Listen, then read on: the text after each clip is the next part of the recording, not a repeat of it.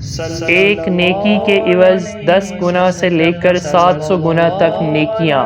सही बुखारी हदीस नंबर 42। रसूलुल्लाह सल्लल्लाहु अलैहि वसल्लम ने फरमाया कि तुम में से कोई शख्स जब अपने इस्लाम को उम्दा बना ले, यानी निफाक और रिया से पाक कर ले, तो हर नेक काम जो वो करता है इसके इवज़ 10 से लेकर 700 गुना तक नेकियां लिखी जाती हैं, और हर बुरा काम जो करता है तो वो इतना ही लिखा जाता है जितना कि इसने किया है।